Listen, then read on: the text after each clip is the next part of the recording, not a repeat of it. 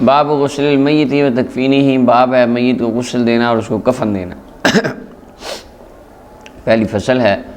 1634 number روایت ام عطیہ رضی اللہ عنہ فرماتی ہیں داخل ہوئے ہم پر نبی کریم صلی اللہ علیہ وسلم، ہم غسل دے رہے تھے آپ کی صاحبزادی کو، حضرت زینب رضی اللہ تعالیٰ عنہا حضرت ابو العاص بن ربیع کی زوجہ، آقا کریم علیہ السلام کی بیٹیوں میں سے سب سے بڑی بیٹی، 8 ہجری میں ان کا وصال ہوا، یہ ان کا واقعہ ہے۔ ام عطیہ فرماتی ہیں غسل دے رہے تھے، آپ نے فرمایا غسل دو انہیں 3 مرتبہ یا 5 مرتبہ یا اس سے زیادہ، اگر تم یہ دیکھو، یعنی 7 مرتبہ کے لفظ آگے آ رہے ہیں، اگر تمہاری رائے ہو، بماء و سدر، پانی کے ساتھ اور بیری کے پتوں کے ساتھ، اور آخر میں کافور لگانا یا کفور کا کچھ حصہ، یہ خوشبو تھی۔ اچھا جی، آج کل کے دور میں صابن استعمال ہوتا ہے تو یہ صابن اسی کی جگہ پہ ہے، تو اس کے اندر یہ ہے کہ ایک بار صابن کے ساتھ میت کا جسم دھو دینا ٹھیک کافی ہے، باقی 2 بار پانی صرف بہا دیا جائے، ہر مرتبہ صابن لگانا یہ کوئی ضروری امر نہیں ہے۔ اچھا جی، فَإِذَا فَرَغْتُنَّ فَأَذِنَّنِي، فرمایا جب تم فارغ ہو جاؤ تو پھر تم مجھے بلانا، مجھے اطلاع دینا۔ حضرت ام عطیہ فرماتی ہیں جب ہم فارغ ہو گئے، ہم نے نبی کریم صلی اللہ علیہ وسلم کو اطلاع دی، آپ نے ہمیں اپنی ایک ازار چادر دی، حقوہ مراد اس سے چادر ہے آپ کی، ازار دی آپ نے ہمیں، اور فرمایا کہ اشرنہا ایاہو، اس کو اس کے ساتھ ملا دو، یعنی کفن کے نیچے رکھ دو اس کو، چادر میری کو۔ مراد اس سے کیا تھا؟ حضرت مولا علی قاری فرماتے والمراد اصال البرکت الیہ، مراد ان کے وجود کو برکت پہنچانا تھا۔ حضور نے خود تبرک کے لیے اپنی چادر انہیں عطا کی کہ انہیں ان کی چادر میں رکھ دو، اللہ میری چادر کی برکت سے ان کی قبر میں رحمت فرمائے۔ اور ایک روایت میں ہے کہ غسل دینا وطر طاق عدد میں 3، 5 یا 7، ابتدا کرنا دائیں جانب سے، اور مواضع الوضو، وضو کی جگہوں میں سے۔ اب وضو کی جگہ میں کولی بھی ہے اور ناک میں پانی بھی ہے، کیا میت کو کولی کرائی جائے گی؟ نہیں، میت کو کولی نہیں کرائی جائے گی۔ امام ابن حمام فرماتے ہیں مستحب، علماء کہتے ہیں یہ بات مستحب ہے کہ غاسل جو ہے غسل دینے والا وہ اپنی انگلی کے اوپر کوئی کپڑا وغیرہ لپیٹے اور اس کے ساتھ اس کے دانتوں کو وہ بس گیلا کپڑا اندر لگا دے، اور روئی وغیرہ لے کے ناک میں پھیر دے، پانی نہیں پانی ڈالیں گے باہر ہی نہیں آنا، وہ اندر چلا جائے گا، یہ تو کام خراب ہے، تو ایسا نہیں ہوگا۔ اچھا جی، مقالت، اور حضرت ام عطیہ فرماتی ہیں ہم نے ان کے بالوں کو 3 مینڈیوں میں، 3 حصوں میں، جوڑوں میں تقسیم کر لیا، اور ان کو ہم نے بالوں کو پیچھے کی جانب ان کی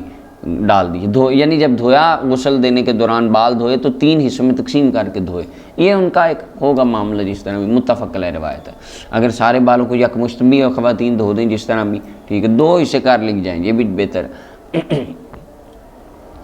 متفق علیہ بخاری مسلم کی روایت ہے۔ 1635 نمبر روایت ہے، عائشہ رضی اللہ تعالیٰ عنہ فرماتی ہیں نبی کریم صلی اللہ علیہ وسلم نے، آقا کریم علیہ السلام کو کفن دیا گیا 3 سفید رنگ کے یمنی کپڑوں میں، 3 سفید رنگ کے یمنی کپڑے، ہاں جی، اچھا جی، لیس فیہا قمیص ولا امامہ، جن کے اندر قمیض بھی نہیں تھی اور امامہ بھی نہیں تھا۔ اب یہ علماء کا اختلاف ہے کہ قمیض تو یہ جو ہمارا کرتا یہ جو ہم پہنتے ہیں یہ قمیض، وگرنہ کفن کے اندر جو بندے کے اوپر اس کے وجود پہ پہنائی جاتی ہے اس کو بھی کفن کی قمیض کہتے ہیں، ایسا ہے نا؟ ہاں وہ تو ہے، وہ اس کے بارے میں تو وہ تو سب کے نزدیک ہے، قمیض سے مراد یہ ہمارے والی قمیض ہے، یہ جو ہم پہنتے ہیں، مردے کو یہ نہیں پہنائی جائے گی فوت ہونے کے بعد کسی کو بھی۔ تو آقا کریم علیہ السلام کا سنت کفن یہی ہے، 3 سفید رنگ کے جو یمنی کپڑے ہوں ان کے اندر دیا جائے گا، قمیض نہیں تھی۔ دوسری بات ہے امامہ نہیں تھا۔ اچھا، امامہ کے بارے میں پھر علماء کا اختلاف ہے۔ حضرت عبداللہ بن عمر رضی اللہ تعالیٰ عنہ، آپ کے صاحبزادے کے بارے میں آتا، فوت ہوئے تو آپ نے ان کو امامہ بنا دیا، اسی وجہ سے بعض علماء نے، یہ پیچھے بھی شاید گزر گیا ہے، ہم نے اس کو پیچھے بھی کسی جگہ پہ بیان کیا، مجھے یاد پڑتا ہے یہ اثر پیچھے بھی گزرا ہے اس مرکات میں،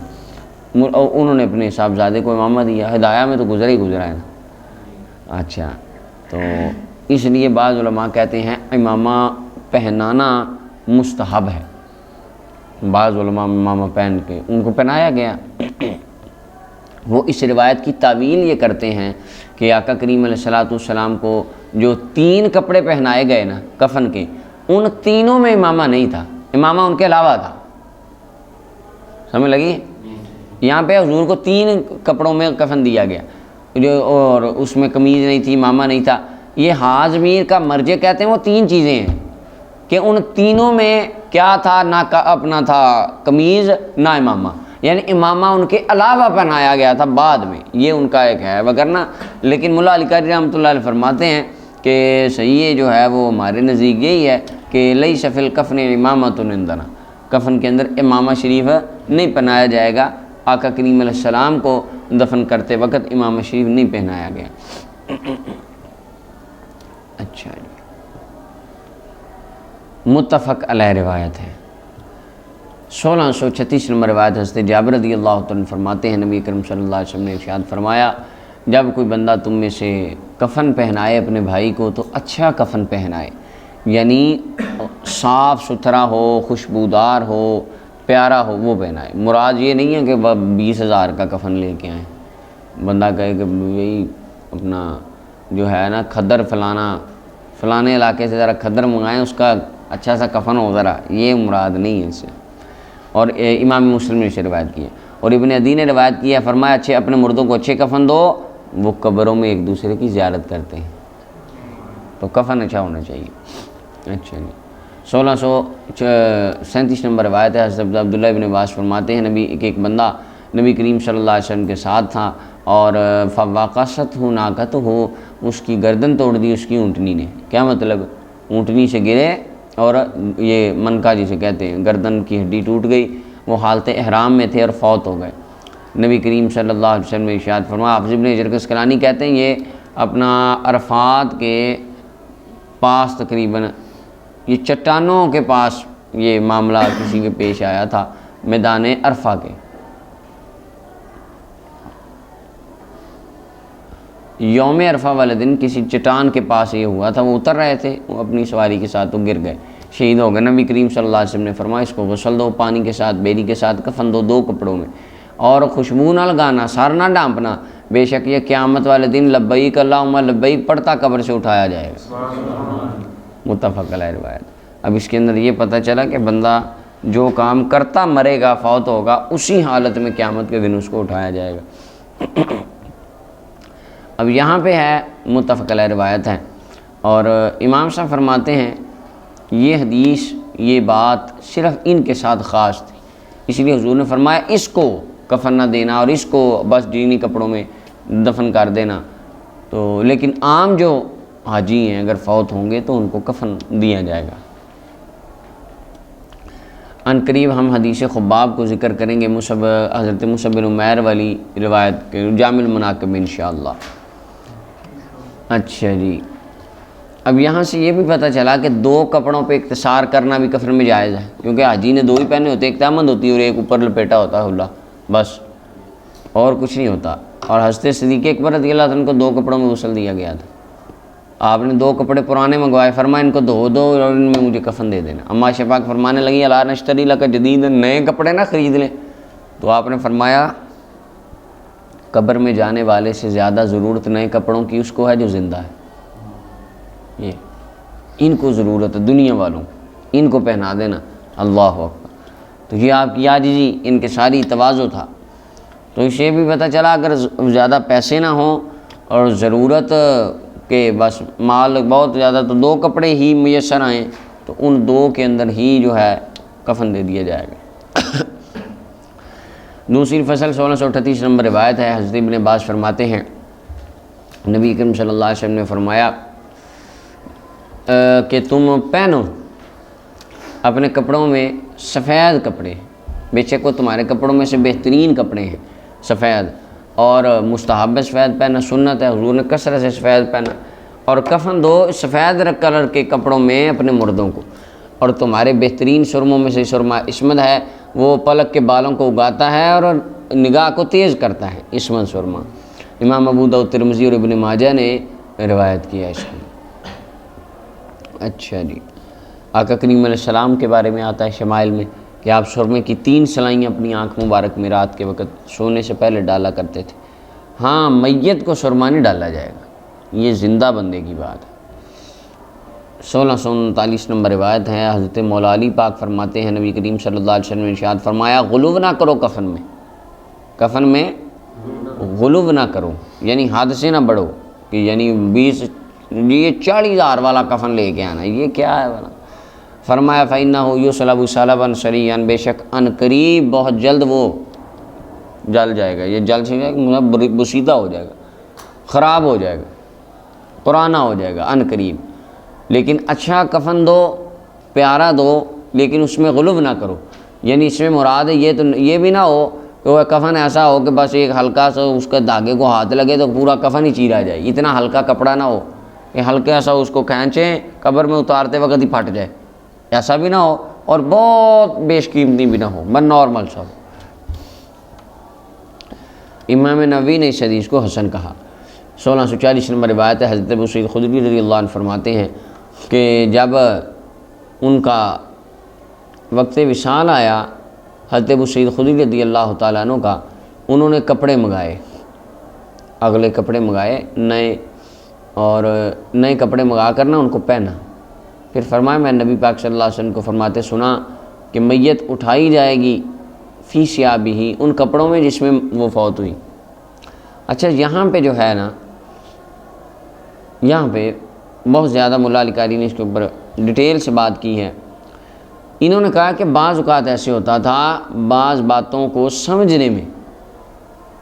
افہام و تفہیم کا فرق آ جاتا تھا، جیسا کہ قرآن کی آیت ہے،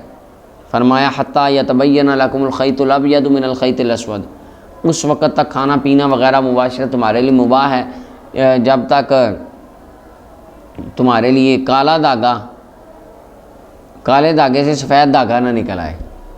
مراد کیا تھی؟ طلوع فجر، ایسے ہی ہے۔ ایک صحابی رسول تھے، انہوں نے کیا کیا، اپنے سرانے ایک کالا دھاگا رکھ لیا اور دیکھتے رہے کہ یہ ان میں سے تو کچھ بھی نہیں ہوا ان کو۔ انہوں نے سمجھا کہ شاید ان میں سے کوئی دھاگا نکلے گا، وہ آئے یا رسول اللہ میں نے تو دھاگے رکھے ہیں سرانے، تو یہ تو بالکل کچھ بھی نہیں ہوا انہیں۔ محبوب علیہ السلام نے فرمایا آپ کو یہ بات صحیح سمجھ نہیں آئی، اس کا مطلب نلکی والے دھاگے نہیں ہیں، اس سے مراد آسمان کی طلوع فجر ہے کہ رات میں سے جب سفیدی نکل آئے، یہ مطلب۔ اسی طرح اس حدیث پاک کو جو نبی پاک کا فرمان تھا کہ میت کو اٹھایا جائے گا اپنے کپڑوں میں جس میں وہ مرتی ہے، اس سے مراد تھا اس کا روحانی لباس۔ کون سا؟ یعنی میت جس عقیدے پر، جس عمل پر، جس اخلاق پر، جس کردار پر مرے گی، قیامت کے دن اسی طرح اٹھائی جائے گی۔ لیکن صحابی رسول رضی اللہ تعالیٰ عنہ انہوں نے اس کو ظاہری لباس سمجھ لیا، اس لیے آپ نے ایسا فرمایا، وگرنہ اس کو جو ہے وہ محمول اسی دوسرے کے اوپر ہی کیا گیا ہے۔ مولا علی قاری نے اس کے اوپر بڑی ڈیٹیل لکھی ہے۔ اچھا جی، اس کی وجہ اس کی اپنا اس حدیث کی توجیہ وہ اس پچھلی حدیث سے بھی ہوتی ہے کہ فرمایا فَإِنَّهُ يُصْلَبُ صَلَبًا شَرِيًّا، یہ لباس بڑی جلدی گل جانا ہے، کپڑوں والا۔ اچھا جی،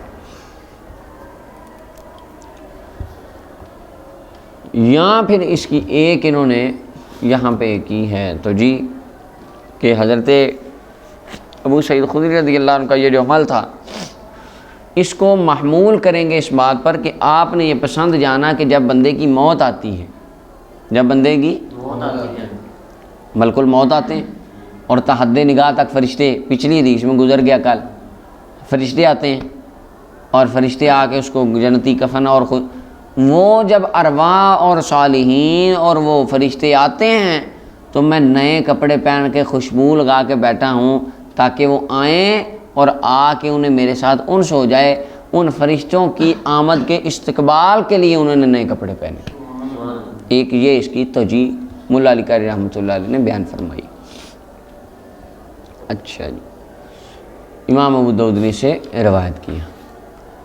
1641 نمبر روایت ہے، عبادہ ابن صامت فرماتے ہیں نبی کریم صلی اللہ علیہ وسلم نے ارشاد فرمایا بہترین کفن حلہ ہے۔ حلہ کہتے ہیں یعنی چادر اور ازار، تہمند قمیض کے اوپر، قمیض ازار اس کے اوپر چادر، یہ سنت کفن ہے۔ اچھا جی، وخیر الاضحیۃ الکبش الاقرن، اور بہترین قربانی مینڈا ہے سینگوں والا، امام ابو داؤد نے سے روایت کیا۔ آگے بھی اسی طرح امام ترمذی ابن ماجہ کی ابو امامہ سے روایت ہے۔ 1643 نمبر روایت، ابن عباس رضی اللہ عنہ فرماتے ہیں حکم دیا نبی کریم صلی اللہ علیہ وسلم نے احد کے شہداء کے بارے میں کہ ان سے لوہا اور ان کا سامان وغیرہ اتار لیا جائے، چمڑا یعنی وہ جو انہوں نے پہنی ہوئی تھی، زریں وغیرہ یا اس کے علاوہ جو جنگی لباس تھا، اور ان کو دفن کر دیا جائے ان کے خون کے ساتھ اور ان کے کپڑوں سمیت، امام ابو داؤد نے اسے روایت کیا۔ تو یہ شہید کے بارے میں ہے، شہید کو غسل نہیں دیا جائے گا، لباس نہیں اتارا جائے گا، ہاں اگر زائد کوئی کپڑا اوپر دینا پڑ جائے کفن کا وہ دیا جائے گا اور اس کو دفن کر دیا جائے گا۔ اسی طرح امام ابو داؤد نے اس کی روایت کیا۔ تیسری فصل ہے 1644 نمبر روایت ہے، سعد بن ابراہیم اپنے والد سے روایت کرتے ہیں کہ بے شک عبد الرحمن بن عوف رضی اللہ عنہ کے پاس کھانا لایا گیا، وہ روزے دار تھے۔ فرمایا مصعب بن عمیر شہید ہو گئے، وہ مجھ سے بہتر تھے، ان کو کفن دیا گیا ایک چادر میں، اگر ڈھانپا جاتا ان کا سارا تو ان کے پاؤں ننگے ہو جاتے، ظاہر ہو جاتے، اگر ان کے پاؤں کو ڈھانپا جاتا تو سارا ظاہر ہو جاتا، سارا دیکھا جاتا۔ اللہ اکبر۔ اور آپ نے فرمایا حضرت حمزہ رضی اللہ عنہ شہید ہو گئے، وہ مجھ سے بہتر تھے۔ یہ عاجزی کے طور پر آپ نے ان دونوں کے بارے میں، ان اصحاب کے بارے میں فرمایا، وگرنہ حضرت جو تھے عبد الرحمن بن عوف رضی اللہ تعالیٰ عنہ یہ اشرم مشرم میں سے ہیں۔ ثم بسط لنا من الدنیا ما، فرمایا پھر ہمارے لیے کشادہ کر دی گئی دنیا جتنی بھی ہے، یہ ہمیں دنیا دے دی گئی، اور مجھے ڈر ہے، ہمیں ڈر ہے کہ ہماری نیکیاں ہمیں ان کا اجر جلدی دنیا پہ ہی نہ دے دیا جائے۔ قرآن میں تھا نا، من کان یرید العاجلۃ عجلنا لہ، جو جلدی کرے گا ہم اس کو دنیا پہ جلدی اجر دے دیں گے، آخرت میں اس کا کوئی حصہ نہیں ہوگا۔ ایک تو اتنی مصیبتیں مشقتیں دیکھی اور اتنی قربانیاں دی ان کے لیے دی، اور جب فراوانی آئی پھر بھی ڈر رہے ہیں اور کہہ رہے ہیں کہ کہیں وہ ہماری نیکیوں کا اجر ہمیں دنیا پہ ہی نہ دے دیا گیا ہو۔ پھر آپ رونے لگے اور کھانا چھوڑ دیے۔ اللہ، کیسا ان کا یعنی ایمان اور کیسے ان کے عقیدے تھے۔ امام بخاری نے سے روایت کی، اور ہم کتنی ناشکریاں کرتے ہیں، یعنی ان کو تو اللہ نعمتیں دے رہا ہے تو ڈر رہے ہیں کہیں کل قیامت والے دن جو اجر ملنا ہے وہ یہاں پہ نہیں نہ ملنا شروع ہو گیا ہو، یہ اسی کا حصہ نہ ہو۔ اور آج ہماری حالت زار کیا ہے؟ 1645 نمبر روایت سے جابر فرماتے ہیں نبی کریم صلی اللہ علیہ وسلم حضرت عبداللہ بن ابی کے پاس آئے، اس کے پاس عبداللہ بن ابی کے پاس آئے، اس کو قبر میں داخل کرنے کے بعد یعنی اس کو قبر میں اتار دیا گیا تھا، حضور آئے، حضور نے حکم دیا، اس کو نکالا گیا، اس کو رکھا اس کے 2 گھٹنوں کے اوپر، یعنی گھٹنوں کے بال اس کو آگے کیا، فنفث فیہ من ریقہ، اس کے منہ میں آپ نے اپنا لاب دہن ڈالا اور اس کو اپنی قمیض پہنائی، اور حضرت جابر کہتے ہیں کیونکہ اس نے حضرت عباس کو قمیض پہنائی تھی۔ اب اس کے اندر ہے میت متفق علیہ روایت، بخاری مسلم نے روایت کیا، اس کے اندر ہے کہ نبی پاک صلی اللہ علیہ وسلم نے منافقوں کے سردار کے منہ میں اپنا لعاب ڈالا اور اس کو بطور تبرک اپنی قمیض دی، لیکن قرآن اس کی مذمت میں نازل ہوا۔ قرآن نے کہا ان تستغفر لہم او لا تستغفر لہم ان تستغفر لہم 70 مرۃ فلن یغفر اللہ، اے محبوب اگر آپ 70 بار بھی اس کی دعا کریں بخشش کی، میں نے اس کو نہیں بخشنا، کیوں؟ ذالک بانہم کفروا باللہ ورسولہ، یہ اللہ اور اللہ کے رسول کا انکار کرتا تھا، منافق تھا، اوپر سے آپ کا کلمہ پڑھتا تھا، اندر سے حضور جانتے تھے کہ نہیں؟ حضور کو تو پتہ تھا بندہ منافق ہے۔ اور دیکھیں اس کے مولا علی قاری نے بڑا پیارا، خارجی یہاں سے کہتے ہیں دیکھیں تبرکوں کا فائدہ ہوتا تو اس کو نہ ہو جاتا، میرے بھائیوں ان تبرکوں کا کوئی فائدہ نہیں ہونا، دیکھیں اس کو کوئی فائدہ نہیں ہو، نبی کے قمیض اس کو کوئی فائدہ نہیں دے سکی، یعنی دیکھیں اب روایت سے نکالنا، یہ ان کے اندر بھرا ہوتا ہے خارجیوں کے، حدیث بخاری کی پڑھ کے اندر سے نکالا کیا کہ نبی کی کوئی قمیض فائدہ نہیں دیتی۔ یہاں پہ مولا علی قاری رحمۃ اللہ علیہ نے بڑی پیاری بات کی، مولا علی قاری کہتے ہیں یہاں پر اس حدیث میں بتایا جا رہا ہے نجات کا مدار سب سے پہلا عقیدہ صحیح ہونا ہے، جس بندے کا عقیدہ ہی صحیح نہیں اس کے لیے کوئی نجات نہیں، جس طرح ہے بنا حب نبی نہیں جنت لبنی پاویں مریے وچ مدینے ہو، ایک بندہ کعبے کی دیوار کے ساتھ لٹک کے مر جائے، وہ اللہ کو نہیں مانتا، بتائیں کعبے کے ساتھ مرنے کا کیا فائدہ؟ گنبد خضرا کی جالیوں کو تھام کے ایک بندے کی روح نکل جائے، وہ رسول اللہ کا منکر ہے، حضور کا غدار ہے، گستاخ نبی پاک کا، بے ادبی کرتا ہے رسول کریم صلی اللہ علیہ وسلم کی، کلمہ ہی نہیں پڑھتا، آپ بتائیں گنبد خضرا کی جالیاں اس کو کیا فائدہ دیں گی؟ اب یہ تبرکات فائدہ اسے، اب مفتی صاحب کی بات یاد ہے، مفتی صاحب کہتے ہیں بارش اللہ کی رحمت ہے کہ نہیں؟ بارش کی رحمت ہونے میں کوئی شک ہے؟ آگے زمین کی دو قسمیں، کچھ اچھی ہوتی ہے، بارش پڑے سبزہ اگتا ہے، کچھ زمین گندی ہوتی ہے، جتنی مرضی پڑے کچھ اگتا، کہتے ہیں اسی طرح میرے آقا کے تبرک اللہ کی رحمت ہے، لیکن زمین اچھی ہو تو فائدہ دیتے ہیں، اگر زمین ہی گندی ہو تو فائدہ کہتے ہیں؟ بارش رحمت ہے، اسی طرح تبرک حضور کا رحمت ہے۔ آگے عبداللہ بن ابی تھا، وہ منافقوں کا سردار تھا، دل والی زمین بنجر تھی، گندی تھی، اس کو کوئی فائدہ ہوا؟ تو صحابہ کرام نے رکھے نہیں ناخن اپنی قبروں میں، حضرت بلکہ خود پہلی حدیث بخاری کی گزرا، حضور نے خود اپنی صاحبزادی کو اپنا بطور تبرک عطا فرمایا، عبداللہ ابن انیس کو ڈنڈا دے دیا، مجموع زوائد کے اندر ڈنڈا دے دیا، فرمایا یہ لے عبداللہ ڈنڈا لے جا، باہر آئے، مجھے سرکار نے ڈنڈا دیا ہے، کیوں دیا؟ کہتے پتہ نہیں، جا پوچھ کے آ تو صحیح کیوں دیا ہے۔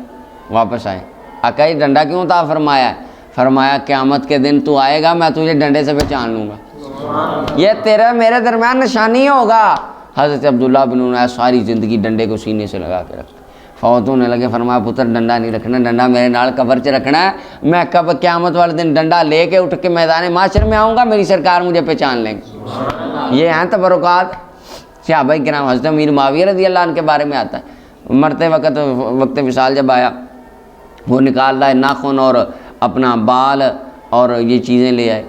فرمایا یہ ناخن میری کفن میں منہ میں رکھ دینا، یہ بال رکھنا، یہ حضرت انس بن مالک رضی اللہ عنہ کا وقت وصال آیا، فرمایا بال میرے ساتھ رکھنا، خوشبو لگانا حضور کے پسینے کی، میں قبر میں جاؤں گا اللہ ان کی برکت سے رحمت فرمائے گا۔ اب اس کو کیوں دیا؟ حالانکہ یہ منافقوں کا سردار تھا۔ اچھا، اس کے بارے میں علی قاری فرماتے ہیں، جب جنگ بدر کا دن تھا نا، حضرت جابر رضی اللہ عنہ حدیث کے راوی ہیں، جب جنگ بدر کا دن تھا، حضرت عباس حضور کے چچا کو قیدی بنا لیا گیا، ان کے پاس نا لباس نہیں تھا، کپڑا نہیں تھا، قمیض نہیں تھی، اور تھے عباس کا قد لمبا تھا، اور ان کے برابر قمیض کسی کی ان کو پوری بھی نہیں آ رہی تھی، تو عبداللہ بن ابی نے اپنا کرتا اتار کے نبی پاک صلی اللہ علیہ وسلم کے چچا جان کو دیا کہ یا رسول اللہ میرا کرتا ان کو دیں، اس کی قمیض پوری ہے۔ تو آقا کریم علیہ السلام نے یہ جب مرا، اور اس نے ڈیمانڈ کی تھی یا رسول اللہ مجھے آپ تبرکاً اپنی قمیض دیں، شاید اس کی وجہ سے میری قبر میں کوئی رحمت ہو جائے، تو نبی پاک صلی اللہ علیہ وسلم نے اسے اپنی قمیض بطور تبرک دے دی، تاکہ دنیا پہ جو اس نے میرے چچا کے ساتھ احسان کیا ہے اس کا بدلہ دنیا پہ پورا ہو جائے، قیامت والے دن یا کہ نہ کہے کہ یا رسول اللہ میں نے آپ کے چچا کو قمیض پہنائی تھی، اس کا بدلہ مجھے دیں، کیونکہ قیامت والے دن اس کے ساتھ رعایت ہونی، ایک تو یہ مانا، یہ وجہ تھی۔ اور دوسری بات یہ ہے، اس عبداللہ بن ابی کا جو بیٹا تھا، ان کا نام تھا عبداللہ بن ابی کے جو بیٹے تھے وہ نبی کریم صلی اللہ علیہ وسلم کے پکے صحابی تھے، اور وہ نبی پاک صلی اللہ علیہ وسلم کے ماننے والے، عقیدت مند، محبت والے تھے۔ انہوں نے کہا کہ یا رسول اللہ اس طرح آپ جو ہے نا آئیں اور اس طرح معاملہ میرے والد کے ساتھ آگے کریں، اور آقا ایک روایت میں نبی کریم صلی اللہ علیہ وسلم آئے، اور آقا کریم علیہ السلام نے آ کے فرمایا کہ تجھے یہودیوں کی اور سرداری کی محبت نے مار دیا، ساری زندگی تو میری مخالفت کرتا رہا یہودیوں کی محبت میں اور سرداری کی محبت میں۔ یہ عبداللہ بن ابی سردار تھا ادھر مدینہ شریف میں، جب نبی کریم صلی اللہ علیہ وسلم کی ہجرت ہونی تھی، ہجرت سے پہلے مکے والوں نے پلان کیا تھا اس کی اپنا تاج پوشی ہونی تھی، دستار بندی، انہوں نے سردار ماننا تھا، ادھر ہجرت ہو گئی، ساری سرداریاں فارغ، اس کو یہ بھی غصہ تھا کہ میں نے چودھری بننا تھا، میری سرداری نبی پاک نے آگے ظاہر کر دی۔ اچھا جی، حضور آئے، حضور نے فرمایا تجھے یہودیوں کی محبت نے اور دنیا کی محبت نے تباہ کر دیا۔ کہنے لگا حضور میں نے آپ کو اس لیے نہیں بلایا کہ آپ مجھے آ کے اس طرح آر دلائیں میرے پچھلے کاموں پر، آپ کو میں نے اس لیے بلایا ہے کہ آپ میرے لیے بخشش کی دعا کریں اور میرے قمیض اپنی آپ میرے کفن میں رکھیں اور میرا جنازہ آپ پڑھائیں۔ اچھا جی، اب یہاں پہ پھر آگے ان کے بیٹے آئے، انہوں نے کہا یا رسول اللہ میرے والد کی وصیت بھی تھی اور وہ چاہتا تھا کہ آپ اس طرح آئیں اور آ کے اس طرح کریں۔ نبی کریم صلی اللہ علیہ وسلم اس کا جنازہ پڑھانے کے لیے چلے گئے، اور آقا کریم علیہ السلام کو حضرت عمر کہنے لگے کہ حضور آپ اس منافق کا جنازہ پڑھائیں گے؟ حضور فلاں دن اس نے یہ بات کی تھی، فلاں دن فلاں موقع پہ یہ اس نے یہ بات کی تھی، یہ تو بندہ یہ منافقوں کا سردار تھا، یہ عبداللہ بن ابی۔ میرے آقا کریم صلی اللہ علیہ وسلم فرمانے لگے آپ ٹھہر جائیں، میں اس کا جنازہ پڑھاؤں گا۔ اچھا، جنازہ پڑھانے کی برکت سے ہوا کیا؟ جب حضور نے اس کے منہ میں لعاب دہن ڈالا، اپنی قمیض کا کفن اس کے نیچے رکھا، اس کی قبیلے کا 1000 بندہ نفاق چھوڑ کے نبی پاک کا غلام بن گیا۔ انہوں نے کہا یار جو بندہ ساری زندگی نبی پاک کے ساتھ ان کو تکلیفیں دینے کی کوشش کرتا رہا اور ان کے خلاف سازشیں کرتا رہا، اور اللہ کے نبی جانتے تھے یہ کرتا ہے، عبداللہ بن ابی کے بارے میں پتہ بھی تھا، مشہور تھا کہ یہ کرتا ہے، حضور اس کا بھی جنازہ پڑھانے آ گئے، اس کو بھی لعاب دہن ڈال رہے ہیں، اس کے لیے بھی دعا کر رہے ہیں۔ یار یہ نبی کے ساتھ دشمنی بنتی نہیں، یعنی حضور کا اخلاق اور حکمت بھی یہی تھی جانے۔ وہ زمین تو بنجر تھی لیکن حکمت یہ تھی یہ بنجر زمین والے کہ اس کو تو کوئی فائدہ نہیں ہونا، لیکن اس عمل کی برکت سے اللہ نے 1000 بندے کو ایمان عطا فرما دینا، اور ہوا بھی ویسے۔ ملا علی قاری فرماتے وہ لوگ کلمہ پڑھ گئے۔ اور دوسرا حضرت عباس رضی اللہ عنہ کا بدلہ ہو گیا۔ اور آخر پہ ملا علی قاری کہتے ہیں کہ عبداللہ بن ابی نے جب یہ کہا نا لَإِن رَجَعْنَا إِلَى الْمَدِينَةِ، قرآن میں لَإِن رَجَعْنَا إِلَى الْمَدِينَةِ لَيُخْرِجَنَّ الْأَعَزُّ مِنْهَا الْأَذَلَّ، اگر ہم مدینے گئے تو ہم اپنا عزت دار لوگوں میں سے ان ذلیلوں کو نکال دیں گے، نعوذ باللہ، مسلمانوں کو۔ اور نبی کریم صلی اللہ علیہ وسلم کے بارے میں اس نے یہ لفظ بولے۔ اچھا واپس آئے نا، ہنستے جو اس کا بیٹا عبداللہ بن ابی کا تھا، نبی کریم صلی اللہ علیہ وسلم کے وہ صحابی تھے، ان کا نام بھی غالباً شاید عبداللہ تھا۔ وہ مدینے کے دروازے پہ کھڑے تھے، تلوار ہاتھ میں پکڑی ہوئی ہے، وقال، اور ان کا بیٹا کہتا ہے، عبداللہ بن ابی کا بیٹا حضور کا پکا صحابی، کہتا ہے لَإِن لَمْ تَقُلْ إِنَّكَ الْأَذَلُّ وَرَسُولُ اللَّهِ صلی اللہ علیہ وسلم الْأَعَزَّ ضَرَبْتُ عُنُقَكَ بِهَذَا، ابا مدینے میں تجھے تابانے دینا ہے کہ میں دنیا کا سب سے بڑا ذلیل ہوں، رسول اللہ سب سے بڑے عزت دار ہیں۔ سگا بیٹا تلوار لے کے کھڑا ہو گیا، کیا میں ذلیل، رسول اللہ صلی اللہ علیہ وسلم عزت والے۔ اور اس نے کہا اس وقت بیٹے کے سامنے، چونکہ منافق تھا، کہنے لگا بیٹا اللہ دوست ہمارا، وہی اسی طرح منافقت شروع کر دی۔ اس نے کہا، بیٹے نے پھر مدینے میں داخل ہونے دی۔ مولا علی قاری فرماتے ہیں کیا شان ہے میرے اللہ کی، یخرج الحی من المیت، اللہ مردوں سے جنیں پیدا کر دیتا، منافقوں سے عاشق، والعزیز من الذلیل، اور ذلیلوں سے عزت دار پیدا کر دیتا۔ اب دو جہاں میں یہ تو ذلت والا ہے، لیکن اس کے بیٹے وَكُلًّا وَعَدَ اللَّهُ الْحُسْنَىٰ کے تحت وہ جنتی ہیں، نبی کریم صلی اللہ علیہ وسلم کے صحابی ہیں۔ وفیہ دلیل، اور اس کے اندر ہے اللہ تعالیٰ کی قدرت ہے، اللہ جس کا چاہے دل پھیر دے۔ اور دوسری بات ملا علی قاری فرماتے ہیں اس کے اندر تمام مریدین کے لیے یہ سبق ہے۔ حضرت باجید بستامی کے پاس ایک بندہ آ کے کہنے لگا حضرت صاحب مجھے اپنا نا کوئی دے دیں، تبرک دے دیں، میں اپنے کفن میں رکھوں۔ فرمایا حضرت ابو یزید فرمانے لگے لو دخلت فی، پتر تم آپ ہی میرے جلد 'چ بڑھ جائے نا، میرا پورا ماس بھی اپنے کفن میں رکھ لے اور میرے جسم کا احاطہ کر لے، میرا وجود بھی اپنے قبر میں لے جائے نا، میرا گوشت اور میری اپنا ماس سارا اپنی قبر میں تو رکھ لے، تجھے کوئی نفع نہیں ہونا اگر تیرا عقیدہ صحیح نہ ہو، تیرا عمل درست نہ ہو۔ لہٰذا پہلے عقیدہ، وَإِنَّمَا يَنْفَعُ الْاعْتِقَادُ وَالْاجْتِهَادُ، نفع دیتا ہے اعتقاد اور اجتہاد۔ اگر عقیدہ صحیح ہے، عمل نیک ہیں، تو دعائیں ہی بڑی تیرے لیے کافی۔ تو بات یہ ہے اگر عقیدہ صحیح نہ ہوا تو کچھ صحیح نہیں۔ عبداللہ بن ابی کا عقیدہ خراب تھا تو اس کو کوئی فائدہ نہ ہوا۔